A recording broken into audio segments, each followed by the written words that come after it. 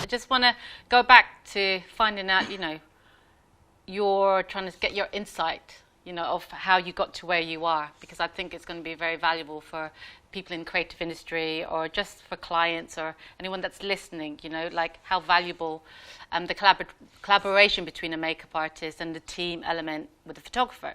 So just take me back to, you've come from a hair background, right? Or just give me the little lowdown of your story.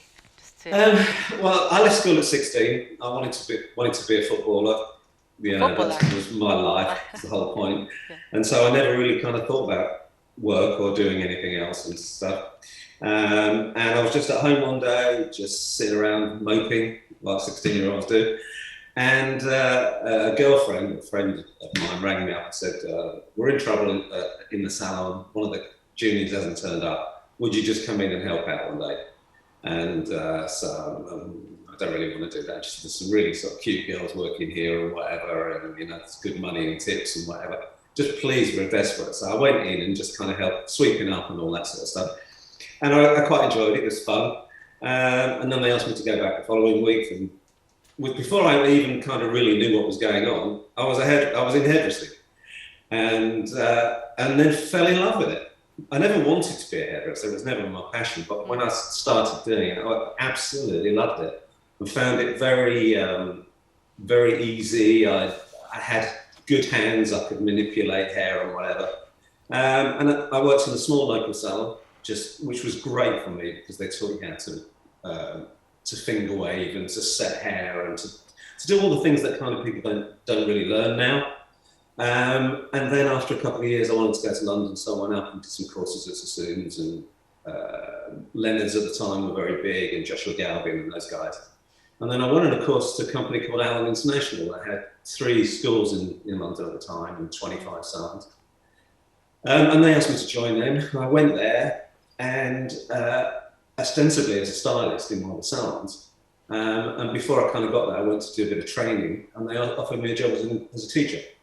I was 19. I was a child, and it was crazy. It was crazy. But within a year or so, I was kind of running the academy and whatever, and it all happened to me really, really super quickly. We were in Knightsbridge, which is now the Sassoon Academy. It was our academy first, and we were there till early 80s, I think it was. And I just kind of fell into it and loved it. Absolutely loved it. It was like a whole different world. I'd gone from being in a small salon in the middle of nowhere, to working in Knightsbridge, and the whole sort of Knightsbridge vibe of it. It was crazy time. Why did you excel so quickly, considering you had no experience? Like, why do you think people gave you that job role? Because that's massive. I honestly don't know. Responsibility. I think I just found it really easy.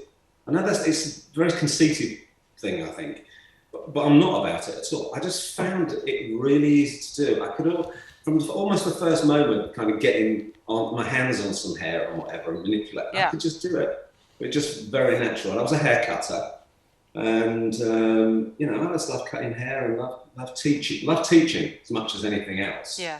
I don't know. People just obviously saw something in me at that time, and just it was the 70s, late 70s. The girl that was training me, she left. And so they gave me her job, and then it just kind of went like that. And all of a sudden, by the time I was 21, I was principal of the academy. It was, and at the time, it didn't feel like it was that quick. When I look back on it now, it was mad. Yeah. Really, you don't see people, 19-year-olds, leading art teams and stuff anymore. No. It just doesn't happen that quickly. How did you get into the photography side then? I'd had a camera when I was very young. My mum and dad bought me a good camera when I was about 15, something like that. Because I'd always had a kind of a bit of love for that. I always wanted to take pictures and whatever.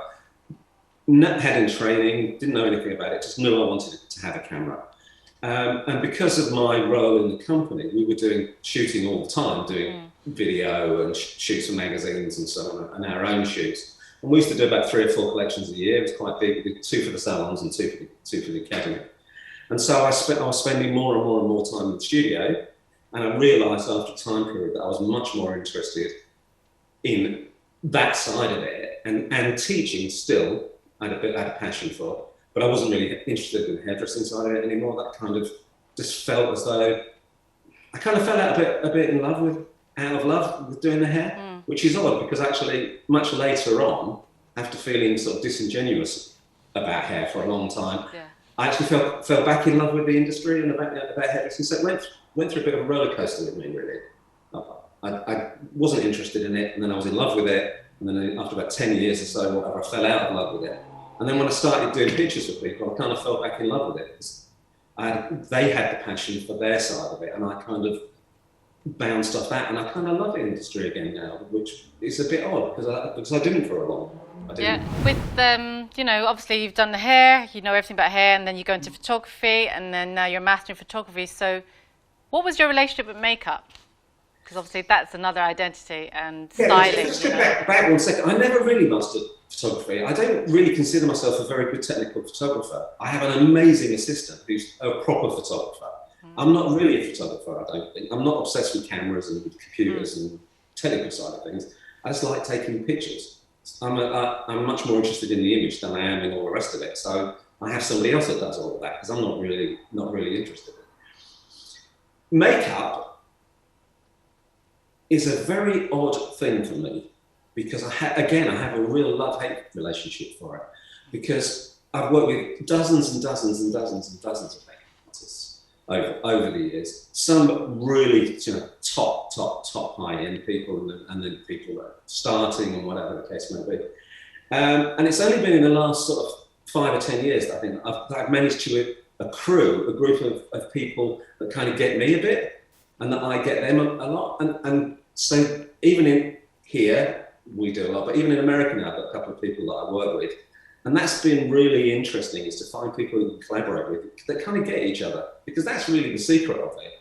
I mean, if I'm working with you, for example, I wouldn't even bother sending you a brief most of the time. Well, because there's no point, because I know I can have a 5-minute conversation with you at the beginning of the shoot, and you get it. And then you bring something else to the party. Whereas if I do 10 pages of things of this is what I want, and so, oh, this is what the client wants, and whatever, then I think I stifle what it is that you bring to the party. And I think that's a confidence that I have allows me to allow you to do that, if that makes sense. Because I think most people's insecurity at that point is that, oh, we've got to do this and we've got to do that, and you know, I must tell her what to do, or I must tell him what to do. And I don't feel like that at all. What's your view of who makes, you know, a great makeup artist? What is it that you do to choose? How do you choose when you're sent so many portfolios, and what do you look out for? Like, or what sort of skills have you noticed? Being a man as well, by the way. I think there's two things with that, isn't it? I think getting an idea, getting a history of what somebody's done before is important, because you see the value in what they do and the work that they do. But I think it's all about how it feels together. I mean, you know, some people are quite abrasive, and some people, you know, makeup artists can be very in your face and very strong and whatever. And I'm fine with that. I mean, you're a very strong personality, and you know what it is that you want to do and to say and to be in the moment of it. And that's fine. I've worked with other makeup artists that are completely the opposite of that. I worked a lot with James O'Reilly. He was the softest, sweetest, gentlest person that you could ever possibly meet. And I loved working with James. James was fantastic as well, really lovely. So, you know, it's the same thing with photographers, and it's the same thing with makeup artists. You're completely different in the way that you work to James, but I like working with both of you. Yeah. So I want somebody who's going to bring something to the party. I don't want somebody that just wants to be told what to do, because that's, you know, I think you get less out of the whole shoot like that. Looking at everything as a whole and where you've come from and all the achievements you have, what lesson personally have you learnt? To go with it. Like I said at the beginning, you know, I'm a great believer in giving people a chance. If you know, somebody comes to me and they're very young, I mean, I work with a stylist at the moment that you know very well, Jamie. You know, he's a young kid come over from Ireland. He had the guts to, you know, pack up and come over, as you did actually, to come over from Ireland and say, look, you know, I want to try and make it. And he's very young and very fresh and whatever, but he's got such an energy about him and such a dynamic about him that he brings something again to the table. And you know, am more than happy to give him a chance and to give him some sort of opportunities, rather than working with people maybe that are a bit more established. I don't know, maybe that's, as I've got older, I like to have younger people around me, you know, the people that have an energy and have a, you know, I think that's fantastic. I love that. I love that.